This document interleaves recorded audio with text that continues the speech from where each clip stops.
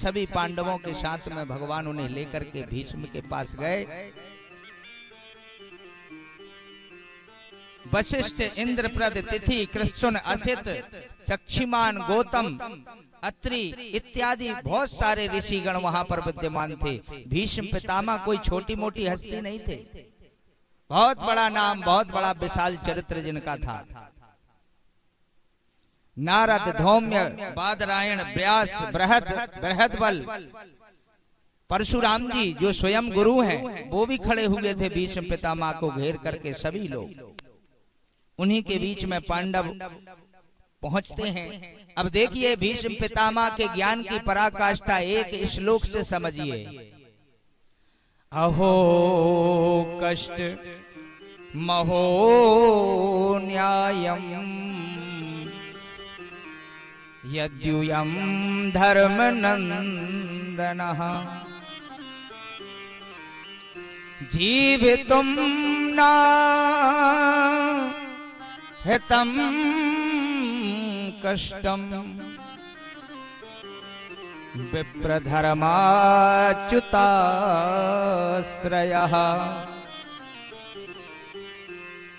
हे पुत्रों, अहो कष्ट मयो न्यायम, मुझे बड़ा दुख है। हे धर्म पुत्रों, हाय हाय मेरे हृदय में बड़ा दुख है। किस बात का? कि ब्राह्मणों के साथ रहते हुए, धर्म के साथ रहते हुए, भगवान के साथ रहते हुए, धर्म ने तुम्हें साथ दिया, तुमने धर्म नहीं छोड़ा, ब्राह्मणों ने तुम्हें आशीर्वाद दिया, ब्राह्मणों की भी कृपा रही। और तो और ठाकुर जी महाराज 14 वर्ष तक तुम्हारे साथ रहे, इसके बाद भी तुमने बहुत कष्ट भोगा। विचार करो शत्रु कितना प्रबल होगा कि भगवान साथ थे, ब्राह्मणों का आशीर्वाद था, इसके बावजूद भी पांडवों को कष्ट भोगना पड़ा। ये भीष्म पितामह के शब्द हैं। इतने कष्ट के साथ जीना पड़ा तुम्हें, जिसका कदापि तुम अधिकारी नहीं थे। इतने कष्ट के तुम, जितना सुख धृतराष्ट्र के पुत्रों ने भोगा है, तुमने तो सुख ही नहीं भोगा। जिस समय भगवान श्री कृष्ण उस सभा में आए थे, मुझे दिन याद है वो, जब भगवान ने कहा था कि मात्र 5 गांव दे दो, वो 5 गांव में संतोष कर लेंगे। क्यों? क्योंकि गोधन, गज धन, बाजी धन, गोधन, गज धन, बाजी धन और रतन धन खान, जब आए संतोष धन। जब संतोष का धन आता है ना, जब मन में शांति आ जाती है, धन बेकार हो जाता है, माया बेकार हो जाती है, संपत्ति का कोई मोल नहीं रहता, संबंध का कोई मोल नहीं रहता। मात्र भगवान से जिसका संबंध जुड़ गया हो, उसे संपत्ति से क्या मतलब।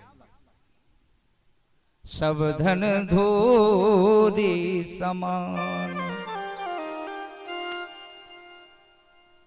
अच्छा ईमानदारी बताओ, इतनी ज्यादा संपत्ति हमारे पास है, कोई इसे लेके गया अभी तक?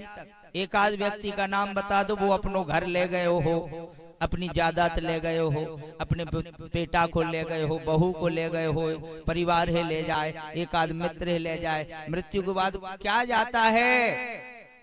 अरे जीवन में जो कुछ है सब यहीं छूट जाएगा, कुछ नहीं जाने वाला। ये जीवन कैसा है? ये बुदबुदा के समान जीवन है। जब माता के गर्भ में जीव आता है तो एक क्षण मात्र बुदबुदस्तम स्वरूपम चा, एक बुदबुदे शून्य के बराबर आता है। 1 माह में बेर के बराबर हो जाता है। 3 माह में आकार सतपिंडश्च, 4थे माह में आकार प्रवृत्त्या नाम स्वरूपा नाम वर्धते, स्वरूप का वर्धन होने लगता है। 4थे महीने में पता चल जाता है स्त्री है या पुरुष है। 5वें माह में इंद्रियों का प्रधानता, गंध रूप रस योग स्पर्श तिक्षुआ भूख प्यास लगने लगती है, बहू का पैर भारी हो जाता है, भोजन का आहार बढ़ जाता है, तीखा खाने का भाव आने लगता है, मीठा मट्टी खाने का भाव आने लगता है। जब छठा मास आता है तो स्वरूप बन जाता है। 7वें मास में रस रूप नाड़ी अंतड़ा इत्यादि की उत्पन्नता हो जाती है और जीव डल करके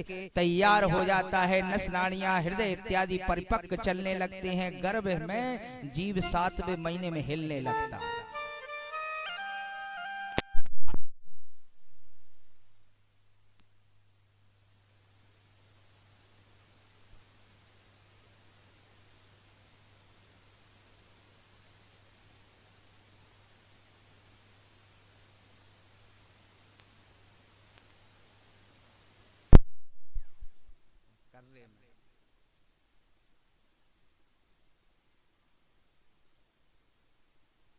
जय श्री राधे।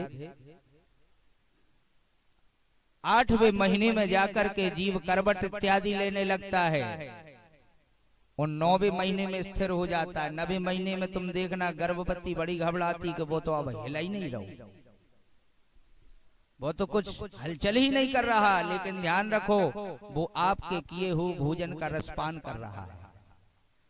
जब जीव रसपान करता है तो देखना माया भी इतनी प्रबल होती है कि जिस समय जीव तैयार हुआ हो, बिल्कुल अच्छा नन्हा मुन्ना बालक गर्भ में है, उसी समय तुमने क्या किया कि मुझे क्या खाना है, कहीं आइसक्रीम। क्या खा ली? आइसक्रीम। और इतनी मीठ इतनी ठंडी खा ली कि दांत भी नहीं चबा पा रहे, जल्दी से निकल गए। और जल्दी से निकले तो पेट में गई तो बच्चे के शरीर